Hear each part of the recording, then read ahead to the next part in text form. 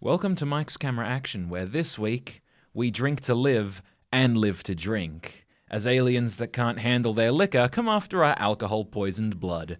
As always, I'm your host, Carl Pontisso, and I am joined by my co-host isn't here, but we're joined once again by Lizzie. Hello. So Lizzie, we watched this week it's a movie called Grabbers, and I feel like the name doesn't quite get across what this movie is. Yeah, no. When I think of Grabbers, I think of like a baby snatcher. Yeah, like when I hear Grabbers, I'm thinking like nothing to do with alien vampires that suck blood and are allergic to alcohol. And look like a freaking tumbleweed of tentacles. Yeah, it's like, yeah, exactly. Basically a scary Pokemon. Yeah, so I think just first off, the name is a little bit not doing it justice. I came up with like 3 names. If you took the concept and then just, it doesn't have to be specifically this movie, but just the idea of drink or die.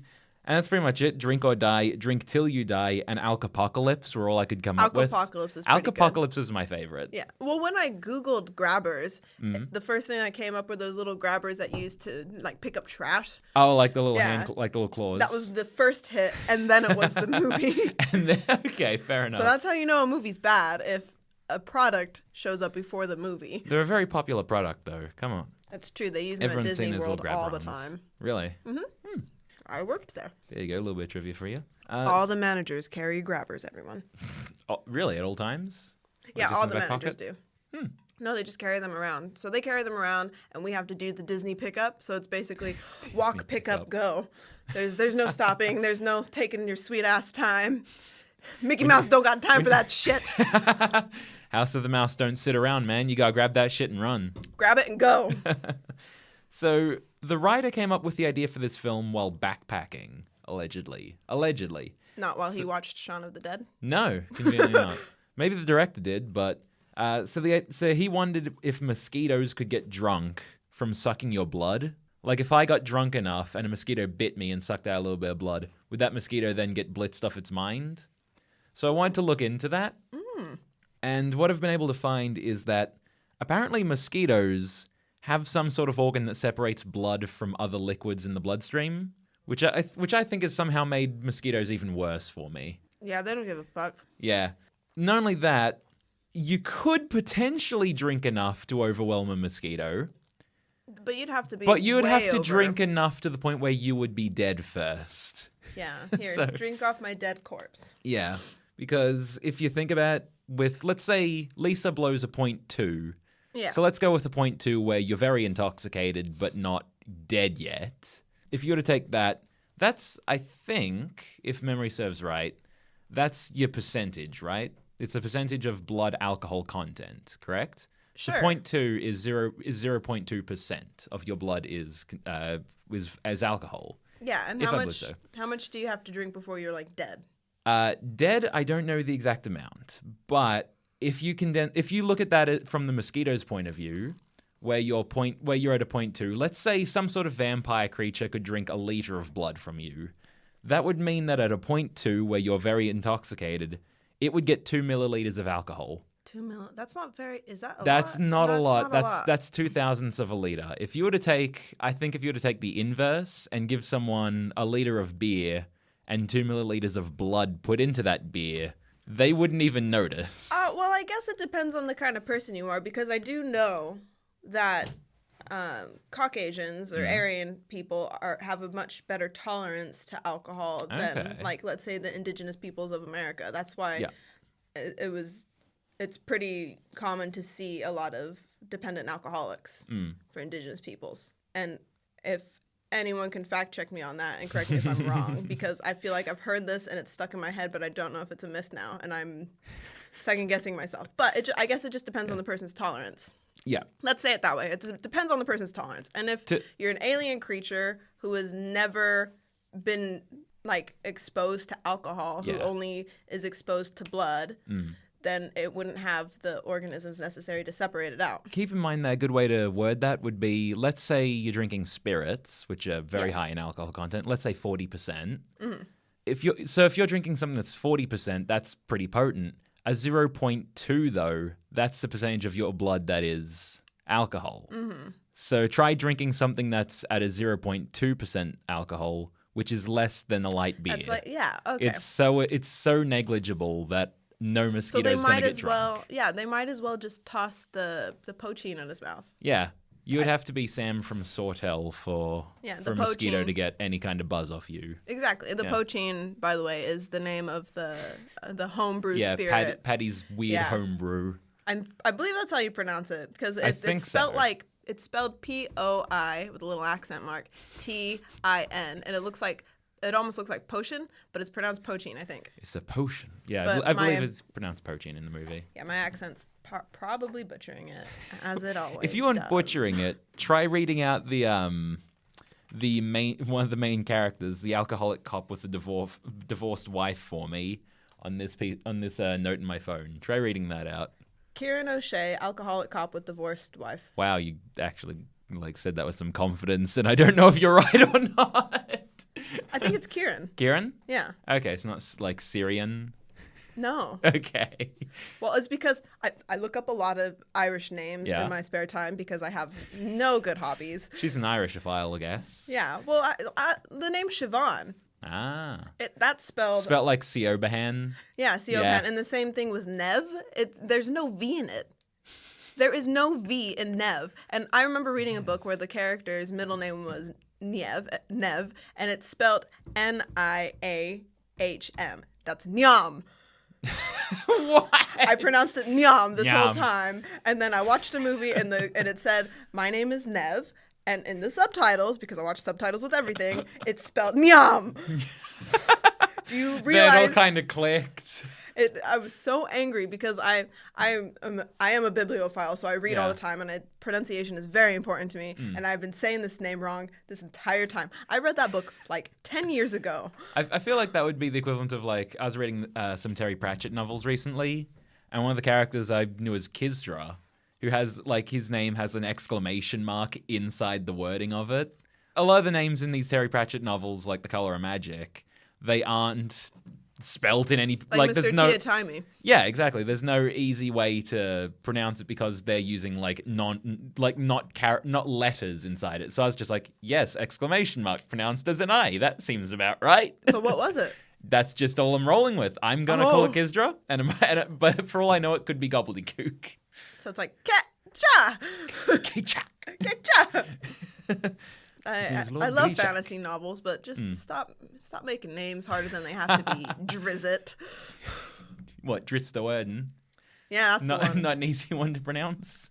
Well, it's not that it's not easy. It's just like, how is it pronounced? You know? How? Being someone who enjoys the D&Ds and the running of the adventures, let me tell you, that's freaking hard as hell. I can't tell you, having to run like a setting that includes the same people as Dritz-de-Werden, like the Drow. Holy fuck, have I hated that at times. No, just name him Bill. It's Come on. Exactly. You look at like, oh, here is the city of Menzoberranzan, and it's like this 16 character long thing, and it's like, okay. Here's the city of London. Yeah. Here's bleh. How is his name spelt? Well, let's just roll with Zolarin. That looks about right. Let me show you. You pronounce it, and I'll pronounce it the way you do. Irish is basically Elvish, is what we're saying. Basically, yeah. Gaelic, Welsh. They're very hard to pronounce. Because my gamer tag is actually, I think, a Welsh word. Really? Yeah, it's or art, and that means ice bear, I think. Huh. Yeah, so I use it for everything. I don't know if I'm pronouncing it right. Google is assuring me that I am, but who can say? Who can say? This is because Lizzie's spirit animal is a polar bear, I take it. Yes, it is. Ice bear. Nailed it. Yeah. See? Slowly dying. That's what I am. Slowly? Well, I guess at a more accelerated pace than the rest of animal kind. Depression jokes.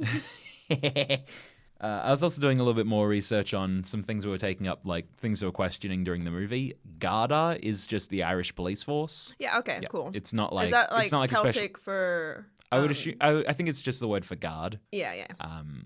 It's not like any specialized branch, like as far as I can tell. It's not like the Coast Guard or anything, or military police cops, or anything then. like that. They're just cops. They're like cops. Okay, cool. So the main characters are... it's so...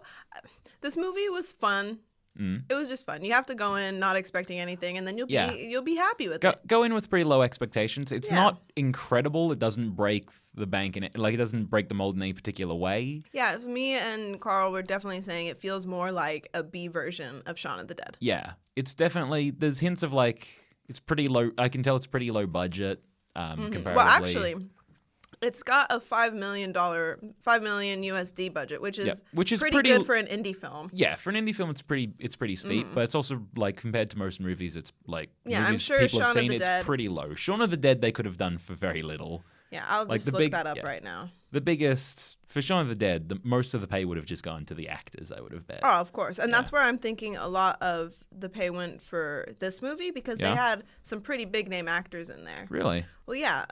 I'll get their names up because I can't remember. Oh, Okay. I've got it right here. Richard Coyle, he's been in lots of things. He's Yeah. been in Going Postal, a Terry Pratchett film. Yep. And he was also in Prince of Persia. I think he was one Okay. of the brothers. Yeah. And Russell Tovey, he was in Doctor Who, and he actually was a main character in the show Being Human, and he does lots of things. Okay. And I think he's brilliant. He Yep. plays awkward so well, and seeing him drunk off his face was Oh a joy. God, we gotta come back to that in a sec. We will. Let me just grab how much it was. No, not Dawn of the Dead, Shaun of the Dead. That's a completely different film. Yeah. Well, it's a parody. So the budget for Shaun of the Dead was only $1 million more than Grabbers. Okay. Yeah, and to be fair, I feel like a lot of the budget for Shaun of the Dead would have gone to the actors, one, and two, a lot of the makeup. The makeup was fantastic in that film. Yeah. And I feel like for this movie, the animation and prosthetics were actually quite good. Yeah. The animations for the Grabbers themselves were actually really It was pretty good. Yeah. Like it blended in with the environment well, because you know how sometimes like with Sharknado, it looks bad obviously, CG is usually you can just very noticeable. For the most part, like a lot of the time, it's the lighting. It's the lighting. You can always tell it's it off. looks like a cartoon in a film. It looks like freaking Who Framed Roger Rabbit. Oh God. Yeah, but not on purpose. but not the way it should be. Yeah, exactly. Yeah. Exactly. Well, yeah. Why don't we talk about Richard Tovey's character? Sure. So Dr. Adam Smith, the marine ecologist. First off, he's a flirt. Big flirt. So the main characters is Richard Coyle's character, who is a drunk cop. He's always drinking, alcoholic, very disheveled all the time. And his new partner is a woman. She's very pretty. She's pretty to look at. She's pretty. Yeah, she's pretty. And she's pretty much the exact opposite of him. Wow, how creative. They're like partners and they're completely different. And I just want to say, when we first meet the fucking odd couple. when we first meet Alcoholic Cop and he's driving Workaholic Cop around, he should not be driving. He shouldn't be driving. Like, we literally see him wake up in the morning, pound off a good hit of a bottle of whiskey, and then get to off. work. Yeah. And then I am surprised she didn't smell that on him. Oh, yeah. You can smell that. It's just like, are you drunk? Do you want me to drive? Can I drive, please? Can I please drive for the safety of everyone just involved? tell me where to go. They meet up, and it's not really obvious that they're going to be a romantic interest. Not at first until Russell Tovey's character starts flirting with the character Lisa. Yeah. And then Richard Coyle's character gets a little bit like, excuse me, this is my lady. And it's just like, where do you get off? She just got here. Also, at the same time, though, like, do your job. We're investigating, whales dying. Come on, stop hitting on the police officer for 5 minutes so that we can, like, exactly do our job and you can do yours and just for a moment. Yeah, and that's another thing that bothered me is that this girl, she had very little character development. The only reason why she came to this island, and we briefly touch on that when she's drunk, is that she was trying to get out of the shadow of her older sister that her parents favor more. That's it. The rest of the time, she's pretty much used as a plot device to make the alcoholic cop a better person. That said, I'll give her credit, though. Pretty good with a nail gun. She's pretty good with a nail gun. She is useful. Yeah. Don't get me wrong. She's useful. She's driving. She's fighting. However, I just feel like she's just like a Manic Pixie Dream Girl 2.0. Except that her Manic Pixie is just being OCD and clean.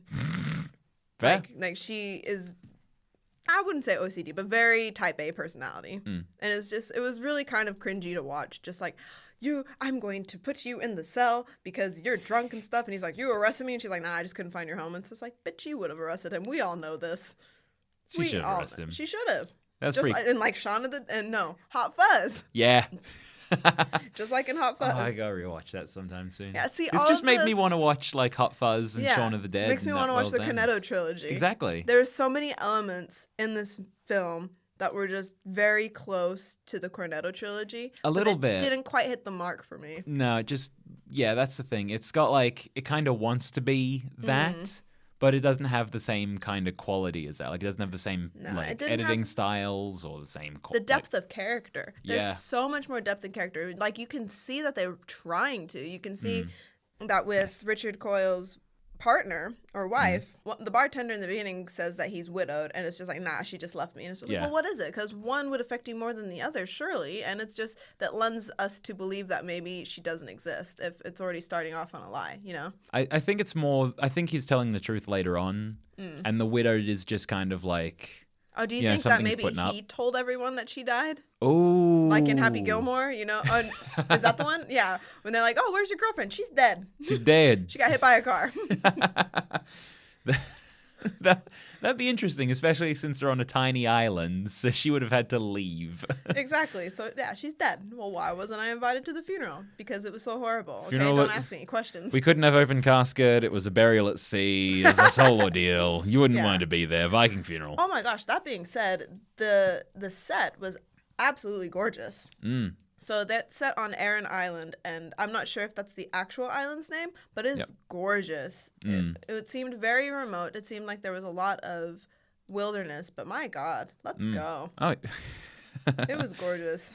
Lots of rain, which I like. Lots of rolling cliffs and hills and the ocean. All the things I love. So there you go, ladies and gentlemen. Lizzie will be moving out to see our fans in Aran. Is it Aran Island? Aran Island in Ireland. Yeah, I will brave face-sucking aliens for like a little bit of idyllic beauty.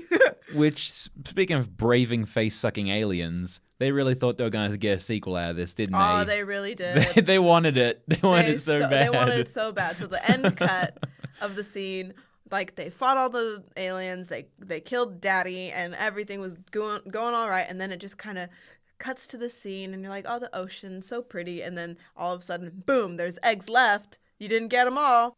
And bless their souls, they didn't even come close to making back their budget.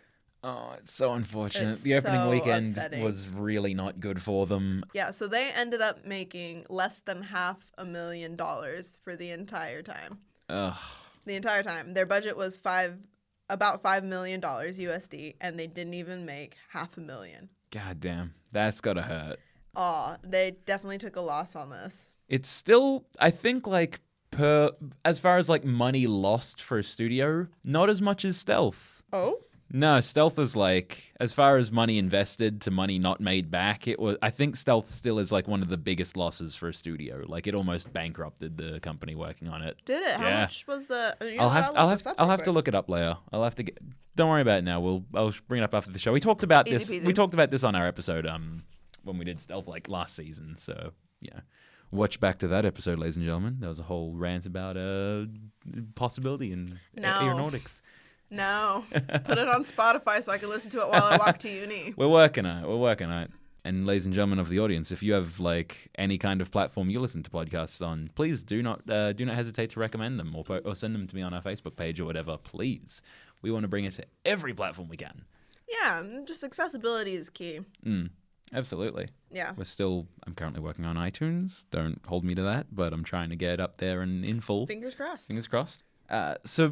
We meant to talk about, so we're talking about Adam Smith, the marine ecologist, and we've gone off of a bit of a tangent. We've gone off on like 7 different tangents. That's Mike's camera action for you. That's how we roll. That's just how this show goes. Dun-dun-ta. So there's this great, I actually really enjoyed this scene to an extent where they're finally having like, okay, it's going to rain. So the aliens have to need water to survive. They need water and blood. They can be beat within an inch of their life, but if they have some water on them, they're good. Yeah, water regenerates them. So there's a huge storm coming in. So they can't be on dry land. But then Patty has the line like, oh, but if it's raining, nowhere's dry land. Bum, bum. So there's this huge storm coming. So they say, okay, we need everyone to be drunk off their minds because the aliens are allergic to alcohol. So if you drink enough, if you're drunk off your mind, then when they suck your blood, they die of their allergies. Like, they'll just start hacking up blood and die. They gather up the whole town, which are all in church for some reason. Yeah, they're all in church. Well, everyone's they're Catholics. yeah, exactly. But everyone goes to church, so it's a good Catholic town up here in Erin Island. And they're like, "What's this for? What's going on? Why is this happening?" And he's floundering, trying to find excuses for why it's happening, and then he says, "Wait, which one's this?" This is Richard Coyle's character. Oh God, I don't remember what Richard Coyle He said, "It's a free bar." Oh yeah, yeah. So even before that, like, they're trying to get everyone in town into this pub, and Lisa's sitting there, and she's blown a point too, and they've kept feeding her drinks because she's got to be drunk, and they're using her as a baseline. And so she has a line, and they're trying, like, everyone's trying to be like, well, why are you trying to get us into the pub? What's the deal? And she's just sitting there like, it's a going away party. It's a welcome party. And they're like, you only just got here. You're leaving soon anyway. Yeah, you only just got here. But you're not leaving yet. Like, it's so ridiculous. And it wasn't until they said free bar, and then some rando lady's like, free bar? Free bar? And then and they're fucking off to the bar. It was brilliant. And credit for, like, this is very, like, some of the accents in this are really great. You've just got, like, that beautiful, like, gobshite fecker. Oh, and what else did they say? You wrote down some great insults on this one. Oh, I think I just wrote feckin' gobshite. Oh, just feckin' oh, come on. There's so much more, but I was just enjoying it. They did get a good C word out in this one. Oh, yeah, of course they did. But anyway, people are going back to this pub, and I love this. I love that scene kind of where they're all in the pub, and you've just got, like, the bartender pouring out 2 pints and then just filling them with vodka. Yeah. Just like, all right, we need to make everyone blitzed. Here you go. There's the old lady who has that line like, I'm pissed. I'm pissed. I'm pissed. Oh, there was a moment, too, and he's like, hey, how's your heart? And she's like, oh, I'm fine. 2 shandies, please. And you're just like, she's going to die. Not from aliens, because she can't handle her fucking drinks. So many people, I would expect so many of these people to be dead from alcohol poisoning doing what they were doing. Oh, but they're Irish. Yeah. Got that Irish constitution. See, it all depends on how much you can drink. But you've got the marine ecologist in the basement. Oh, yeah, getting pissed off the... Which he's found his way to the... What's it? Poaching? The poaching, yeah. To the poaching, and he's just annihilated. He's walking around, and it's just like, my God, you need some water. Your floor is broken, as he falls onto the ground and crawls. Oh, he needs some milk. He needs some milk. Like, he's dead, functionally useless. And then he's the one who stumbles outside to where the other grabber is. Yeah, and the craziest thing, though, is that... So this all happens within a span of a day. And my question is why was the male so much bigger than the female? Maybe that's just a species, perhaps. But it was so much bigger. It was like more than 10 times bigger, I'm sure. I'm not really sure. That was the thing. And also, it was much smarter than her, too. Yeah? Because, like, it didn't even taste him. It smelt, it used his weird little feelers, felt him, and he's like, see, I'm too inebriated to be eaten. And then he just flicks him away. He doesn't ignore him. He flicks him to his death. That was so bad. It was like a doll flying in the air, but you didn't get the satisfaction of, like, the splat. You're just like, well, did he fall in the water maybe? Maybe he lived. That ran against, like, everything that that me, having done some screenwriting, like, that runs against all my instincts, where it's like, you've got a guy who you've shown several scenes of him getting blitzed off his mind in the basement. You've set up that,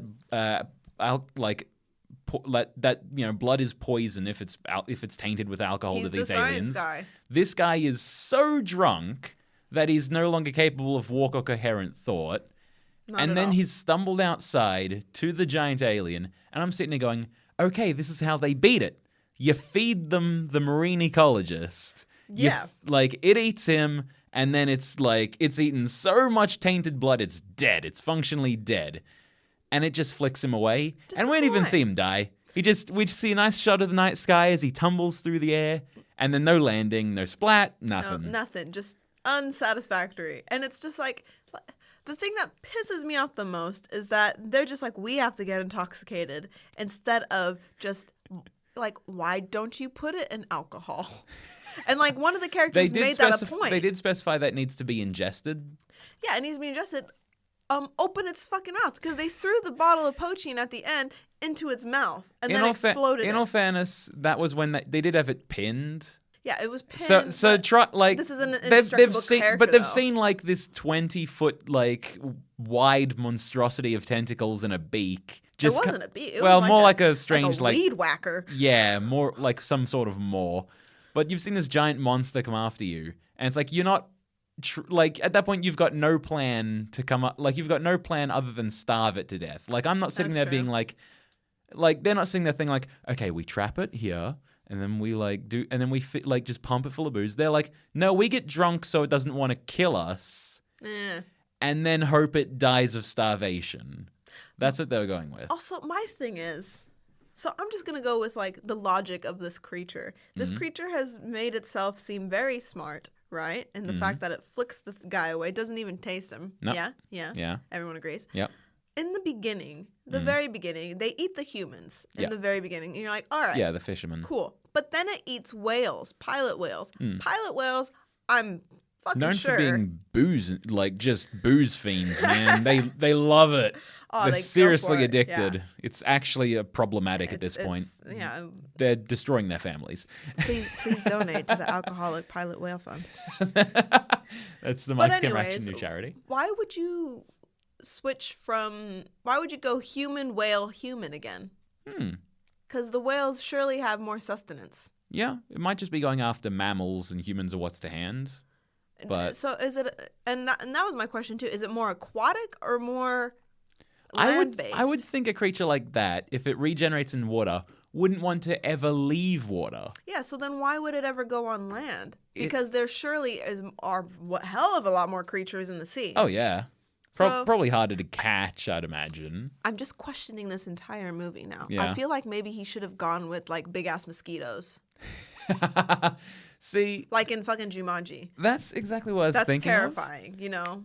Breaking glass with their fucking spindle noses. That's what I was thinking, because last night after we saw this, I was looking up like, you know, things like where did the idea for this movie come from, and the idea of drink or die is what's like the most pressing thing. Like you drink booze or you're a dead man.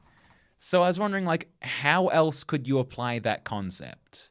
Like what other movie could you apply the idea of drink or you're dead to? Did you have any thoughts? Well, I was thinking like monster movies. Like how could you do this without just alien tentacle monster? Like, you could make a zombie apocalypse where alcohol is the cure to the zombie apocalypse, well, and we gotta drink. I guess it might run a similar vein as Cabin in the Woods. Yeah. Like, the reason why the stoner kid wasn't affected or stupider because of the gases is because it was canceled out by his fucking weed. Yeah. So it's gotta, I feel like something maybe along the lines of that. Like, it's gotta cancel out something that's ingested or inhaled, maybe.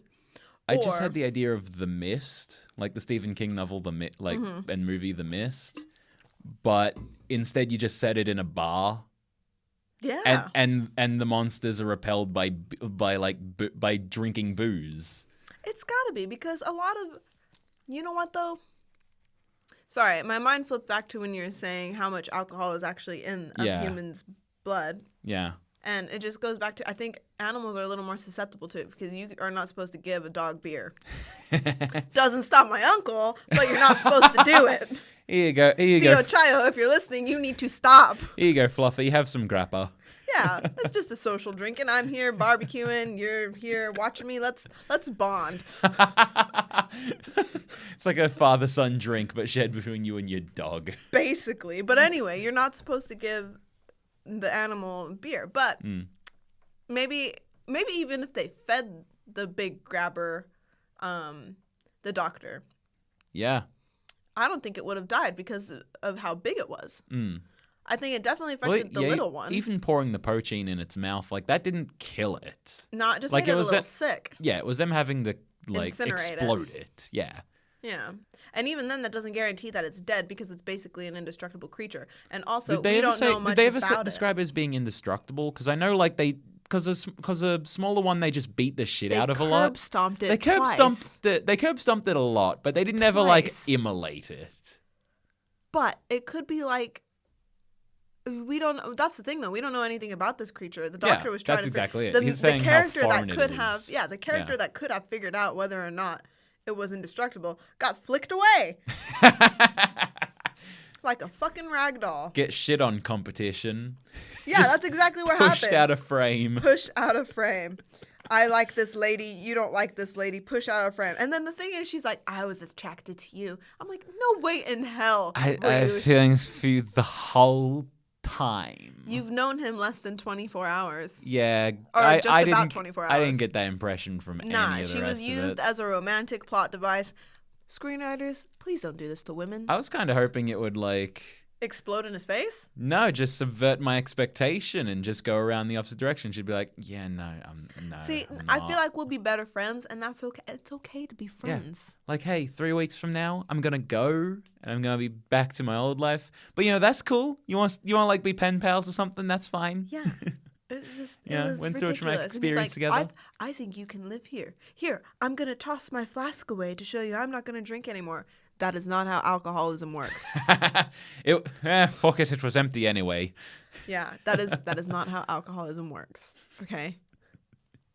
There was just a lot of, it was just very blasé, I felt. It was very surface level for a lot of different things, and it was look, go in with low expectations because you won't be disappointed. But if you go in expecting something pretty like Shaun of the Dead, you're gonna be disappointed. Yeah. And I think that's kind of what I went with. I was like, this seems like it'd be fun. This seems like it'd be really great, and there were funny moments in it. Yeah, Don't get me wrong. It's moments. There was a lot of good Irish humor in it. That being said, Right.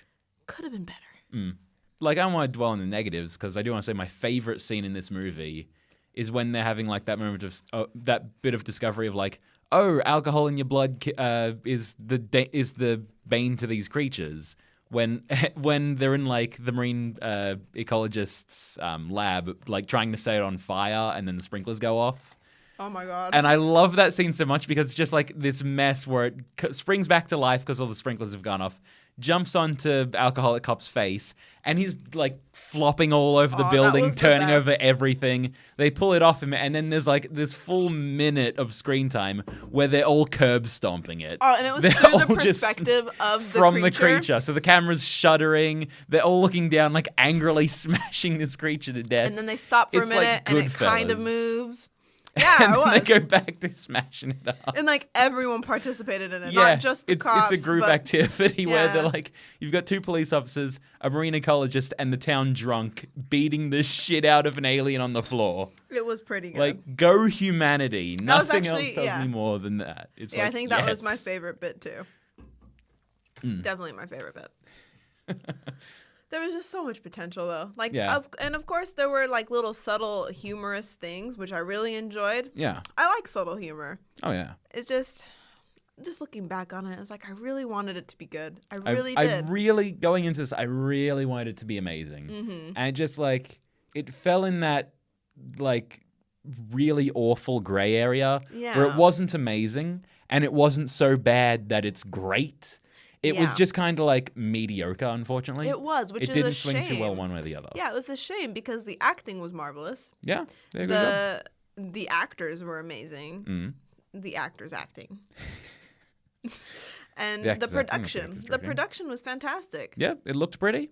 It was like- great. Looked good, sounded good. Yeah, one of my favorite scenes actually was the scene in the bar when everyone was just like, "Oh feck, there's creatures after us and killing us. Why didn't you just make this clear?" And he's like, "We didn't want you guys to panic, but you guys are safe. You're drunk." And they're like, okay." Yeah, we're panicking right now. Yeah, seems legit.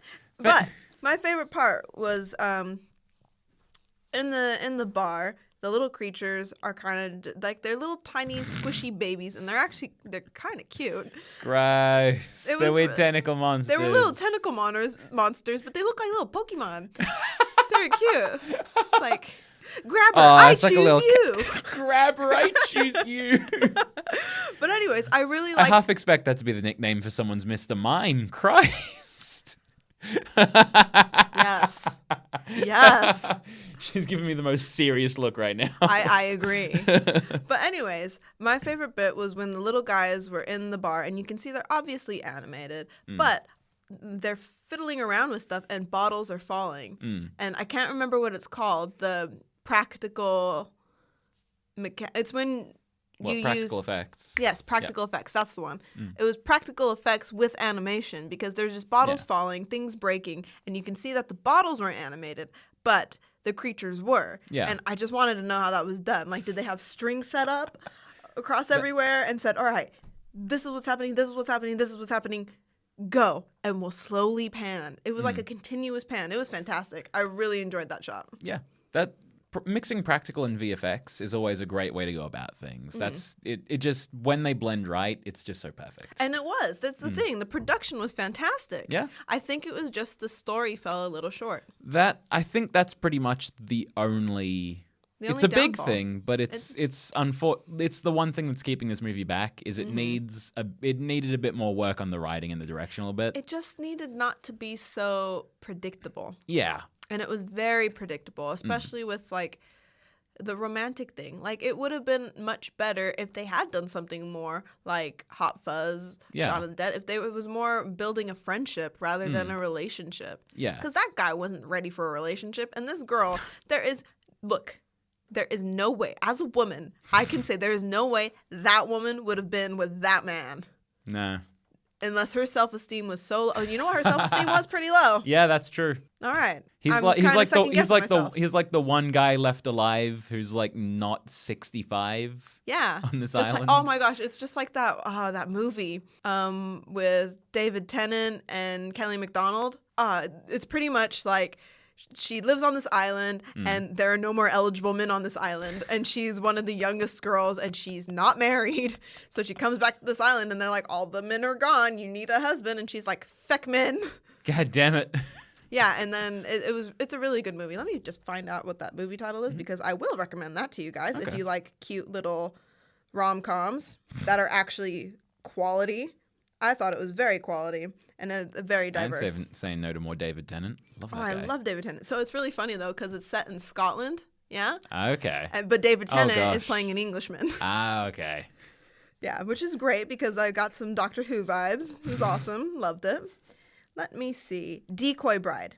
Decoy Bride. So it's called Decoy Bride because David Tennant's character is set to marry an A-list actress from America, right? Oh. And so they want to have a private wedding, but somehow the paparazzi find them. And so the bride runs away. She runs away, but her PR agent is just like, we're going to go ahead with the wedding. We need a woman. And she was the youngest available woman. And so she was the decoy bride, and they got married. The catch is that she actually signed her real name on the wedding certificate, and so did he. So they're actually married now. Okay. So there you go. Come for grabbers, go watch Decoy Bride. See, that's what Max Camera Action is all about, giving you some movie recommendations. Yeah, I have a Picking library. out the diamonds in the rough. Library of movies right here. I think this is a good time for us to finish the show and talk about what we're doing next week. So next week, I think Alex should be back, hopefully, if the pack season is over. Yeah, maybe we should get him to watch Decoy Bride with us.